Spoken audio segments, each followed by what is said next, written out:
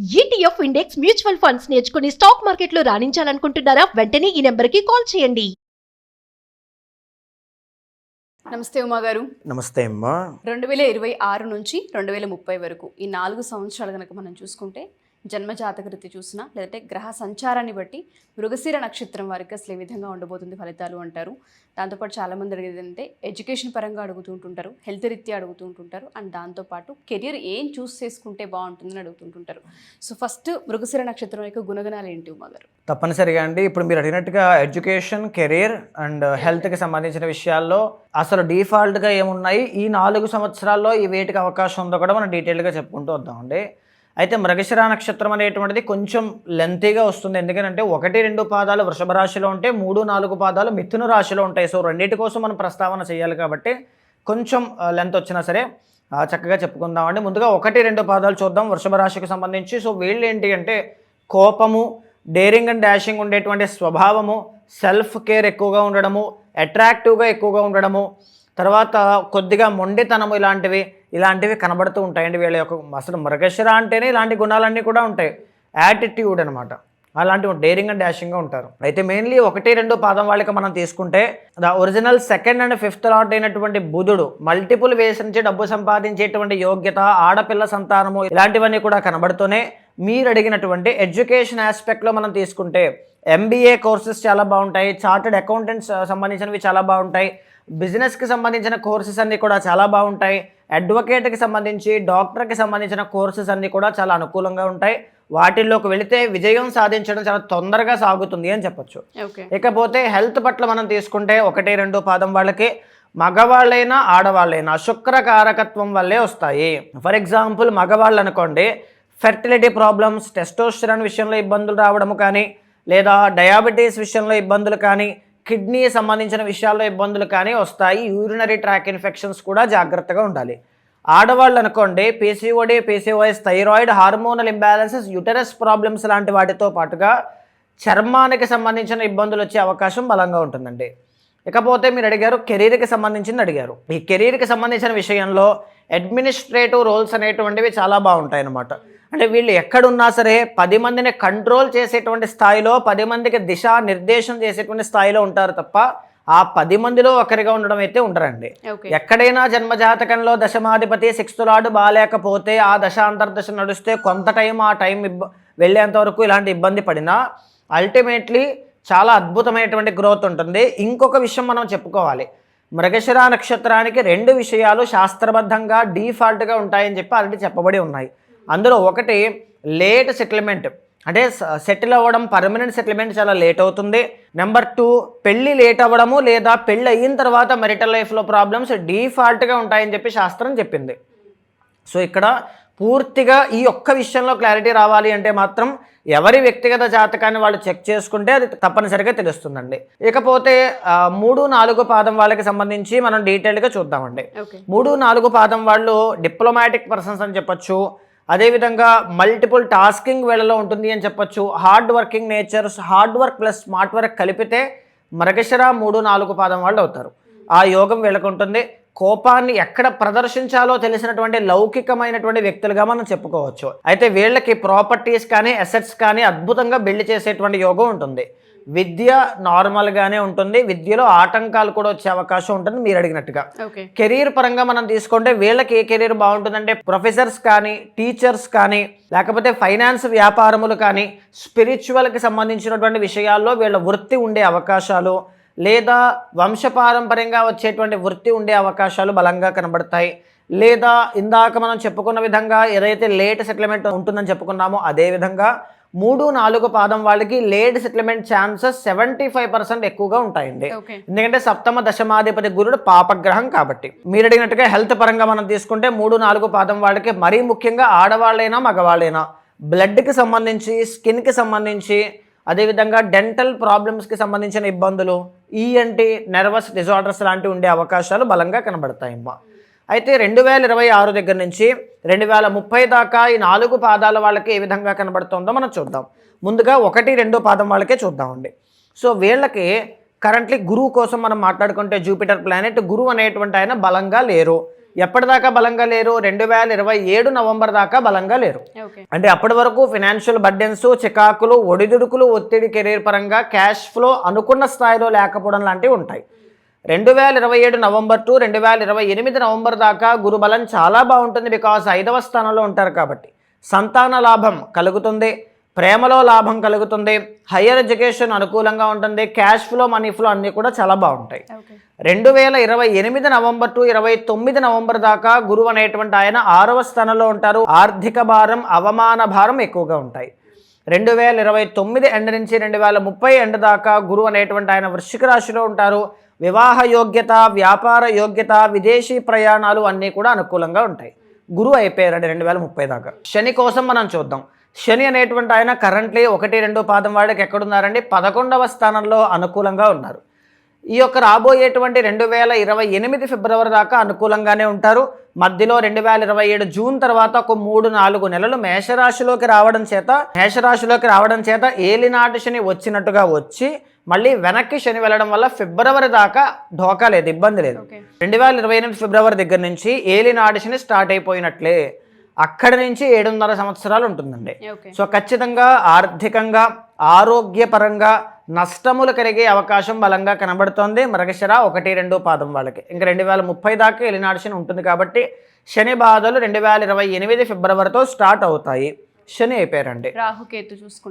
రాహుకేతులు చూసుకోవాలి. వీళ్ళిద్దరూ కూడా ఎప్పుడు మారినా ఒకేసారి మారుతారు. కరెంట్లీ రాహు 10వ స్థానంలో, కేతు అనేటువంటి ఆయన 4వ స్థానంలో ఉన్నారు. రాహు కేతుల్లో రాహు అనేటువంటి ఆయన బాగున్నారు, కేతు బాలేదు ప్రజెంట్. కేతు బాలేని కారణంగా ఏ ఫలితాలు ఉంటాయి? కుటుంబంలో చికాకులు, ఆర్థిక భారం కనబడుతుంది. దశమంలో రాహు బాగున్నారు కాబట్టి ఈ డిసెంబర్ 5వ తారీఖు వరకు ఎలా ఉంటుంది? కెరీర్లో మీ ప్రయత్నం బాగుంటుంది, మీ కష్టం బాగుంటుంది, మీ శ్రమ అనేది అనుకూలంగా ఉంటుంది.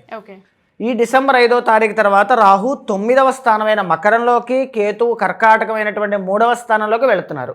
కేతు బాగుంటారు కానీ మళ్ళీ రాహు అనేటువంటి ఆయన బాగోరు. ఎప్పటి వరకు? 2028 జూన్ దాకా.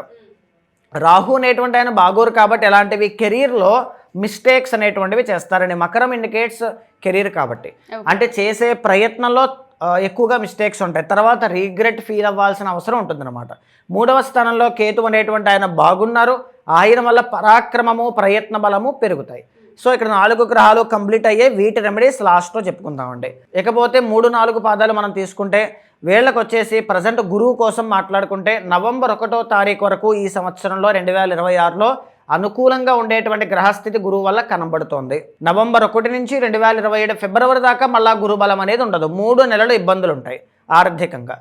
అదేవిధంగా మళ్ళీ ఫిబ్రవరి 2027 దగ్గర నుంచి జూన్ 2027 దాకా గురుబలం ఉంటుంది. ఎందుకంటే గురువు మళ్ళీ వెనక్కి వస్తారు 2వ స్థానంలో కాబట్టి. సో ఈ బాగున్నటువంటి గురుబలం బాగున్నప్పుడల్లా ఈ నవంబర్ వరకు, మళ్ళీ ఫిబ్రవరి టు జూన్ వరకు గురువు అనేటువంటి ఆయన వ్యాపార అభివృద్ధి, కెరీర్లో అభివృద్ధి, ధనలాభము, కుటుంబంలో చికాకులని సాల్వ్ అవ్వడం లాంటివి ఇస్తారు.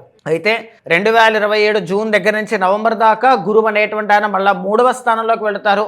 ప్రయాణాలు, ఇబ్బందులు, ఆర్థిక భారం కనబడుతుంది. 2027 నవంబర్ దగ్గర నుంచి గురువు అనేటువంటి ఆయన 4వ స్థానమైన కన్యా రాశిలోకి ఎంటర్ అవుతారు. ఈ టైంలో కుటుంబంలో చికాకులు, ఏదైనా వస్తువులు, ఆభరణాలు, వాహనాలు, స్థలాలు, పొలాలు, అసెట్స్ లాంటివి కొనుగోలు చేసే అవకాశాన్ని ఇస్తారు. ఎప్పటి వరకు? సంవత్సర కాలంలో. కానీ ఫినాన్షియల్ బర్డెన్స్ ఉంటాయి 2028 నవంబర్ దాకా. 2028 నవంబర్ టు 2029 నవంబర్ దాకా గురువు 5వ స్థానమైన తులారాశిలో అనుకూలంగా ఉంటారు. ఈ టైంలో సంతాన ప్రాప్తి, వివాహంలో ఆటంకాలు తొలగిపోవడం, వ్యాపార ప్రారంభాలు చేయడం, హయ్యర్ ఎడ్యుకేషన్, పంచమం కాబట్టి ప్రేమ విషయంలో ఇబ్బందులు తొలగిపోవడం అన్నీ కూడా కనబడతాయి. ఇక ఎగైన్ మళ్ళీ 2029 నవంబర్ టు 30 నవంబర్ దాకా గురువు అనేటువంటి ఆయన వృశ్చికంలో, అంటే 6వ స్థానంలో ఉంటారు. ఇది అనుకూలమైన దశ కాదు. ఇకపోతే శని కోసం మనం మాట్లాడుకుందామండి. శని అనేటువంటి ఆయన కరెంట్లీ 10వ స్థానమైన మీనరాశిలో రేవతి నక్షత్రం మీద ఉన్నారు. 2028 ఫిబ్రవరి దాకా అక్కడే ఉంటారు. మధ్యలో 1-2 సార్లు ట్రాన్సిట్ అయినా అల్టిమేట్లీ అదే లాస్ట్ డేట్. అయితే దీన్ని కంటక శని అంటాం. అందుకే మృగశిర 3-4 పాదం వాళ్ళకి గత సంవత్సరం 2025 ఏప్రిల్ దగ్గర నుంచి కెరీర్లో ఇబ్బందులు ఉన్నాయో లేదో కూడా కింద కమెంట్ రూపంలో తెలియజేయండి. 2028 ఫిబ్రవరి దాకా ఇవి కంటిన్యూ అవుతాయి. మధ్యలో గురువు అనేటువంటి ఆయన వీళ్ళకి బలం వచ్చినప్పుడల్లా 2028 ఫిబ్రవరి లోపల కర్కాటకంలో గురుడు యొక్క 9వ దృష్టి శని మీద పడడం చేత శని పెద్దగా ఇబ్బంది పెట్టరు. నవంబర్ దాకా ఇది సాధ్యం, మళ్ళీ 2027 ఫిబ్రవరి నుంచి జూన్ దాకా ఇది సాధ్యం అవుతుంది. ఓకే. కానీ 2025 ఫిబ్రవరి దాకా అల్టిమేట్లీ కంటకశని ఉన్నట్టే కాబట్టి కెరీర్ పట్ల జాగ్రత్తగా ఉండవలసిందే. ఇకపోతే శని 2025 ఫిబ్రవరి తరువాత అంతా యోగదాయకం అండి, ఎందుకంటే లాభము. కానీ అక్కడ నీచ స్థితిలో ఉంటారు మేషరాశిలో, కాబట్టి అనుకున్న ఫలితాలు అంత గొప్పగా రాకపోవచ్చు. బికాజ్ ప్రకృతిలో వచ్చే మార్పులు అప్పుడు యుద్ధ వాతావరణం సంభవించవచ్చు, అది ఉంది కాబట్టి శని మేషరాశిలో నీచ స్థితి కాబట్టి. సో ఆ టైంలో కాళీ హోమం ఇలాంటివి చేస్తే సరిపోతుంది. ఇకపోతే రాహు కేతులు మనం బాగా గమనిస్తే, కేతు కరెంట్లీ 3వ స్థానంలో ఉన్నారు, రాహు అనేటువంటి ఆయన 9వ స్థానంలో ఉన్నారు. రాహు రాబోయేటువంటి సంవత్సరాల్లో 4.5 సంవత్సరాల పాటు మీకు యోగదాయకంగా లేరు. 2030 దాకా రాహు యొక్క బలం మీకు లేదు. ఆర్థికంగా నష్టపోవడం, మోసపోవడం, అవమానపడడం, అభియోగాలు అంటే ఎలిగేషన్స్ లాంటివి మీ మీద రావడం లాంటివి కనబడతాయి. కేతు అనేటువంటి ఆయన కరెంట్లీ చాలా బాగున్నారు ఈ డిసెంబర్ 5వ తారీఖు వరకు. ఆ తరువాత 2030 దాకా కేతు కూడా బలంగా లేరు.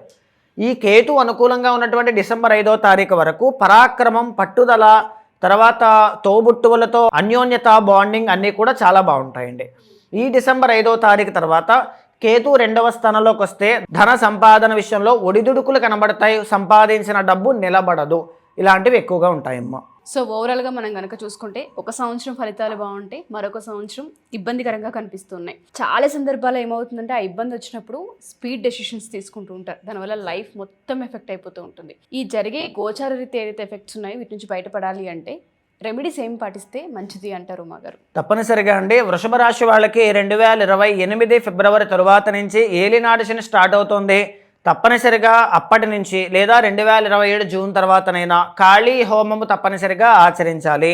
ఇకపోతే వృషభ రాశి వాళ్ళకి 2027 నవంబర్ దాకా గురుబలము లేదు.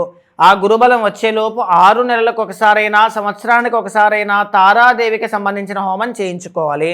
ఇకపోతే మిథున రాశికి సంబంధించి మనం తీసుకుంటే కరెంట్లీ కంటక శని నడుస్తుంది. శని యొక్క బాధ ఇప్పుడు కంటక శని రూపంలో, ఆ తర్వాత శని నీచ స్థితిలోకి వెళ్ళి శని యొక్క అనుగ్రహం లేకపోవడం వలనైనా ప్రతి సంవత్సరం కాళీ హోమం చేయించుకోవాలి. మిథున రాశి వాళ్ళకి ఇప్పుడైతే గురుబలం ఉంది కాబట్టి అవసరం లేదు, కానీ ఫ్యూచర్లో నేను ఎప్పుడెప్పుడైతే గురుబలం తగ్గింది అని చెప్పానో అప్పుడప్పుడల్లా తారాదేవి యొక్క హోమం చేయించాలి. రాహు యొక్క బలం పెరగడానికి వనదుర్గా మహావిద్య, కేతు యొక్క స్ట్రెంగ్త్ పెరగడానికి మెడిటేషన్ ప్రాక్టీస్ చేయడము కానీ, గణపతి యొక్క సాధన, మంత్ర జపము, ఆరాధన, అర్చన, అభిషేకం లాంటివి చేయడం వల్ల త్వరితంగా తొందరగా వాటి నుంచి బయటకు వచ్చేస్తారు, ఏ ప్రాబ్లము లేకుండా ఉంటారు. ఇవే కాకుండా వ్యక్తిగత జాతకంలో దశ అంతర్దశలు గమనించుకొని వాటి యొక్క గ్రహ ఫలితముల ఆధారంగా రెమెడీస్ కూడా ఆచరించాలి. ఇక్కడివి చేయడం వల్ల మీకు ఆ ప్రాబ్లం పరిపూర్ణంగా సాల్వ్ కాకపోవచ్చు. అక్కడ మీ జాతకంలో ఫలానా రాహు గురుడు బాగుండొచ్చు, అక్కడ ఫలానా వేరే గ్రహం ఏదో ఇబ్బంది పడుతూ ఉండొచ్చు. రెండింటినీ కంబైన్ చేసుకున్న తర్వాతే రెమెడీ పార్ట్లోకి మనం వెళ్ళాలి. సో దీన్ని గమనించండి. తప్పకుండా ఉమాగారు. థ్యాంక్ యూ ఉమాగారు, థ్యాంక్ యూ సో మచ్. నమస్తే అమ్మా.